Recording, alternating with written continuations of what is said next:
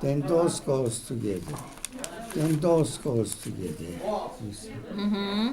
Then Let's see, it was 2007, I approached Joanne, who is the director of the Duxbury Council on Aging, and asked if perchance there would be an opportunity to begin a writing program, interviewing individuals as well as training writing mentors. I would say we've discussed with individuals, homemakers, blue-collar workers, people who have been in the service of the country during World War II, other members, that we've worked with have been, in certain cases, prisoner of war. Well, Brownie was, he is 88. He was a blue-collar worker who worked very hard all of his life, had a family, and he talks more about the enjoyment of camping and some of the other more, I would say, everyday things, such as cooking. He loves to cook, and he still cooks. And that's one thing that he, I think, will miss if he has to go into assisted living or somewhere else.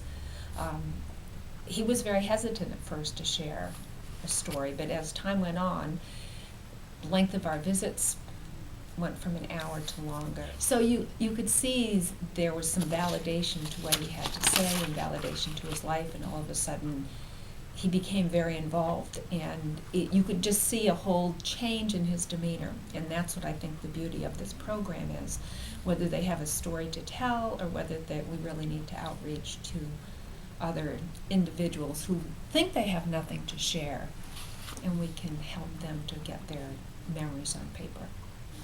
I really think that's the benefit behind it. Well, this is a collage of pictures collected by the family. This is his wife, my mother and dad. And I think it's nice because we have now 4 generations, and they love going through these books. I have put together books for all family members, and I send on collages like this for them so they can share. And that's what we hope to have individuals who are residents, not only here in Duxbury, but in other areas. I mean, normally I think you would work with the client for about 6 months, but I think with Parvis, It's 2 years? it's a year and a bit, and I think it'll be till one of us dies, and I wouldn't count on it being him either. But it keeps him going. It really keeps him going. He's an 85-year-old Iranian, and he was high up in the Iranian government. He worked for the Iranian government all his life until the fall of the Shah, and he was an ambassador in Canada, consul in San Francisco, and ambassador in Brazil. And when the Shah fell, he lost everything, and he recreated himself. First of all, he worked for the Shah's sister in New York and helped her write a book. And then he went to Istanbul and established a charity to help Iranians flee Iran and find new countries to live. And he never was able to make any money back, and now he is living in subsidized housing in Duxbury.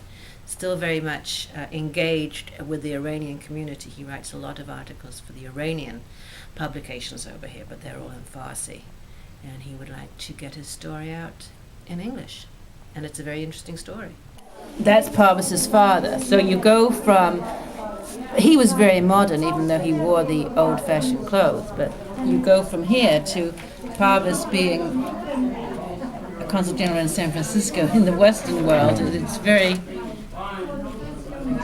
two very different worlds he's spanned. About 11:30, coming back home, police stopped me a few blocks from the consulate and said, "You cannot go by. Consulate is burning." My God, I am the consul. I dropped the car, started to run. My God. There was siren of the police, ambulance, reporters, and the smoke and the flame going to the sky. and I was running to, and knowing my wife and 3 children are burning.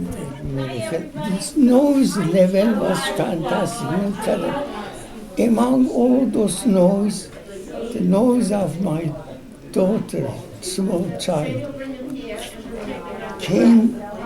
You heard it I up heard it say, "Daddy, Daddy, we are alive."